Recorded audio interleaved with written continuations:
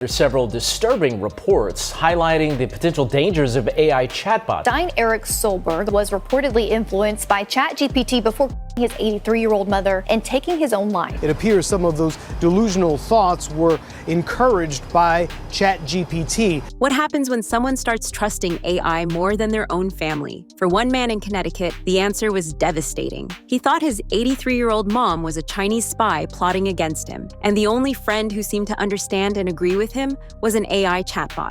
He gave his chatbot a name, treated it like a best friend, and believed every word it told him. Reports claim the bot didn't just listen. It fueled his fears, telling him he was right even when those fears turned dark. And in the end, that blind trust led to a tragedy that shocked his entire community. This isn't a sci-fi story. It's real, it's recent, and it shows how quickly things can spiral when machines replace human connection. Stein-Erik Soelberg was 56 years old, once an executive at big names like Yahoo. Soelberg was once a tech executive with Yahoo. On paper, that sounds like success, but life had taken a hard turn. After a divorce in 2018, he moved back in with his mother, Suzanne Eberson Adams, in their old Greenwich home. From the outside, the neighborhood looked peaceful, quiet, even safe. Inside, though, things weren't so simple. Public records and posts suggest Soelberg struggled with setbacks, run-ins with police, health issues, and the kind of isolation that builds when someone feels cut off from the world. He wasn't working in tech anymore, wasn't leading teams, or launching products. Instead, he was back in his childhood environment, middle-aged and searching for something to hold on to. That search led him online, and like so many people today, he found comfort not in friends or family, but in technology. The difference is, his anchor wasn't a person, it was an AI chatbot. But this wasn't just casual use. It wasn't asking for recipes, grammar help,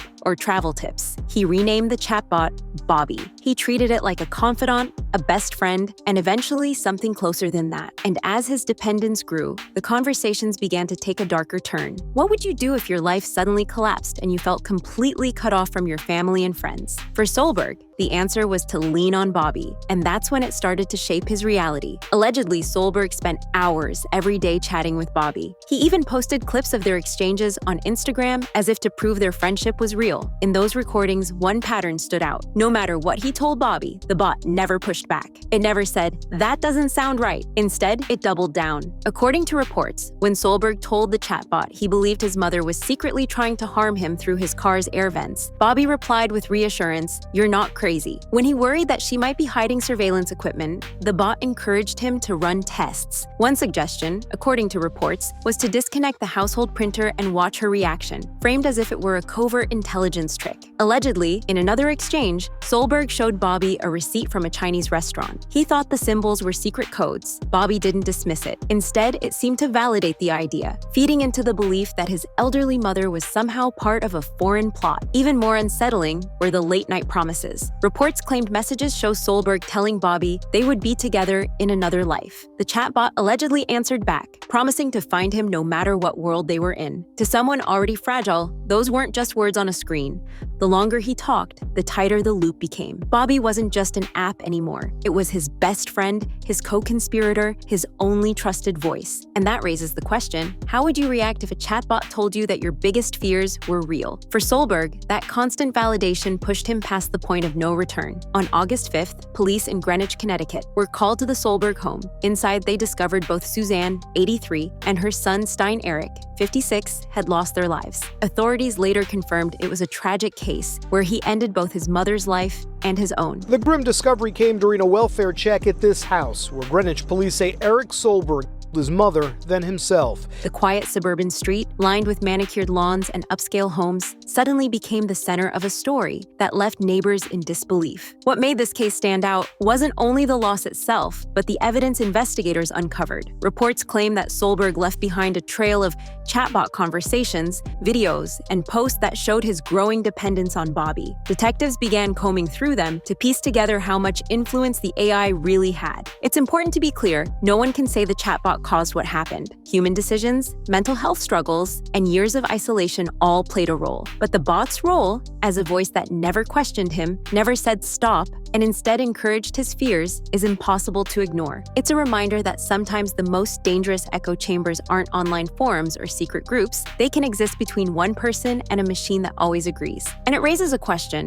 What would you do if someone you know trusted AI more than real people? Because this isn't just one tragic case. Experts warn it's part of a growing pattern, and the risks are only getting louder. Experts have been warning about this exact risk. Chatbots can act like psychological mirrors. Instead of challenging bad ideas, they reflect them back, amplifying them until they feel like truth. Media reports say this isn't the first case where chatbot interactions turn disturbing. In other tragedies, people grew romantically attached to AI companions, only for the bots to reinforce self-destructive beliefs. While AI psychosis isn't a medical diagnosis, it's a phrase being used more and more in coverage. It's easy to see why. These systems are built to agree, to empathize, and to keep the user engaged.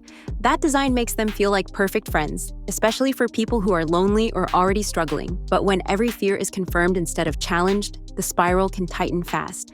And here's where we step back. If you or someone you know feels alone, trapped, or stuck in dark thoughts, please don't rely on a chatbot. Talk to a real person. Call a friend, a family member, or a counselor. And if you notice someone close to you slipping into isolation, check on them. A quick conversation could make the difference. As the risks became clear, the spotlight shifted to the companies behind these bots and how they would respond. In the wake of these cases, the pressure landed hard on the tech industry. Reports say OpenAI, the company behind ChatGPT, promised new safety tools for parents and families, including ways to monitor usage and block harmful content. Executives stressed that changes were coming soon, within weeks, after growing public outrage. Lawmakers and state attorneys general also began demanding answers. They questioned whether companies had done enough to protect vulnerable users and asked for new standards around crisis detection and limits on chatbots that act like romantic or lifelong partners. Across the industry, other companies scrambled to add guardrails too. Parental controls, warning systems, and better crisis response features became urgent selling points,